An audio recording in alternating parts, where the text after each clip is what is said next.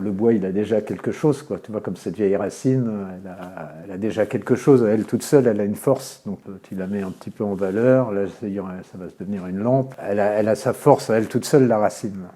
Elle a tout son vécu, son temps passé dans la rivière, à se faire traîner entre les cailloux, à voyager. On ne sait pas d'où elle vient, où elle est arrivée.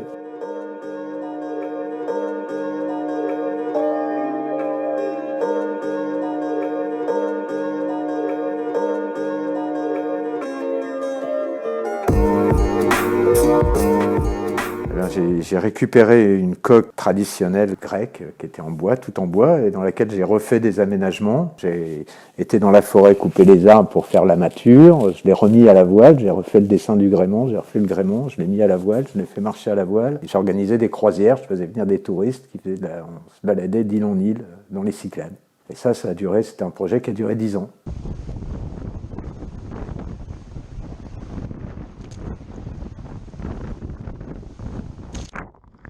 J'ai toujours fait des petits meubles, soit pour des amis, soit pour les vendre, soit des petites sculptures, mettre des bois, des pierres en valeur, voilà, avec un petit pied.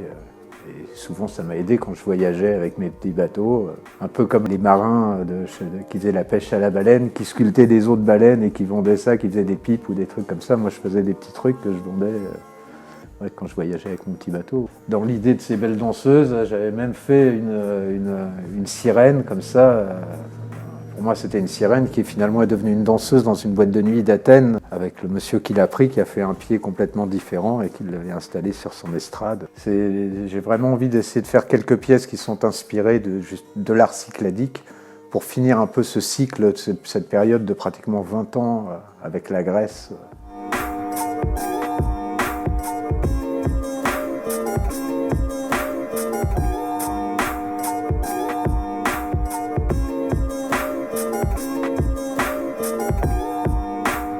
C'est vraiment le tout début de vraiment essayer de mettre en avant la sculpture.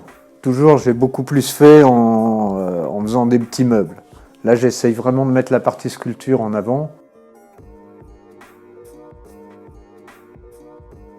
Ici à Buja, il y a la forêt, hein, ce qui m'a manqué quand même, parce qu'après 15 ans dans les Cyclades, où c'est des bouts de cailloux, il y a 3 arbres sur l'île, tu les connais, tu vas leur rendre visite. C'est un but de promenade.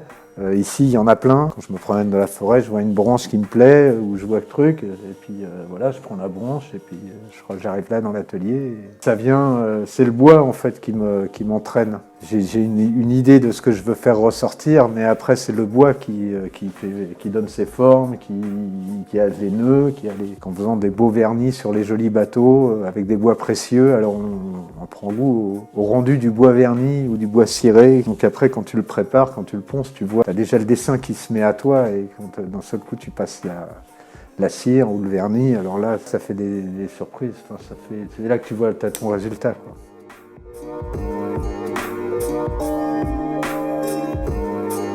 Quand je voyageais, quand j'étais embarqué sur des bateaux, j'avais mon petit carnet, moi.